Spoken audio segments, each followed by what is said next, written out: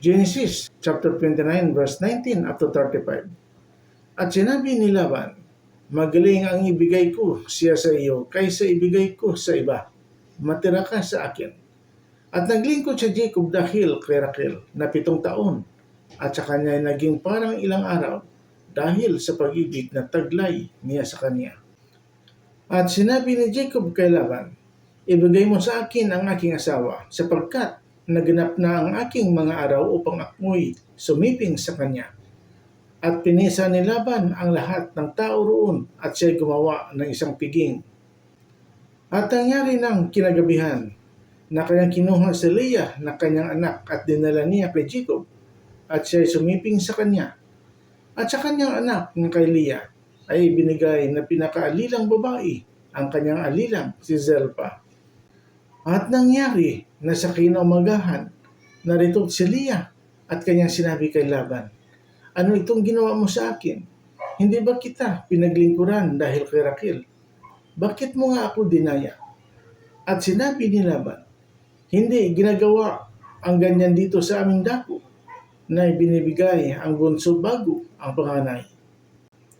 Tapusin mo ang kanyang 1 linggo at ibibigay rin naman namin sa iyo ang isa. Dahil sa paglilingkod na gagawin mong 7 taon pa sa akin. At gayon ang ginawa ni Jacob. At tinapos niya ang 1 linggong nito at ibinigay ni Laban sa kanya si Rachel na kanyang anak na maging asawa niya.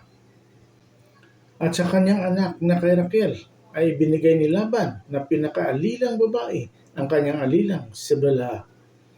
At sumiping din naman si Jacob kay Rachel at sa kanya namang inibig si Rachel na higit kay Leah at naglingkod siya kay Laban na 7 taon pa. At nakita ng Panginoon na si Leah ay kinapuputan niya at binuksan ang kanyang bahay bata, datapwat. Si Rachel ay baog. At naglihi si Leah at nanganak ng isang lalaki at tinawag niya ang kanyang pangalan na Reuben. Sapagkat kanyang sinabi, sapagkat nilingap ng Panginoon ang aking kapighatian dahil sa ngayon mamahalin ako ng aking asawa. At naglihi uli at nanganak ng isang lalaki at nagsabi, sapagkat narinig ng Panginoon na ako'y kinapuputan, ay binigay rin naman sa akin ito at pinangalanan niyang Simon. At naglihi uli ng anak at ng isang lalaki at nagsabi ngayon masasama na sa akin ang aking asawa, sapagkat nagkaanak ako sa kanya ng 3 lalaki, kaya't pinangalanan niyang Levi. At muling naglihi at nanganak ng isang lalaki at nagsabi, ngayon aking pupurihin ang Panginoon, kaya't pinangalan Judah at hindi na nanganak. Amen.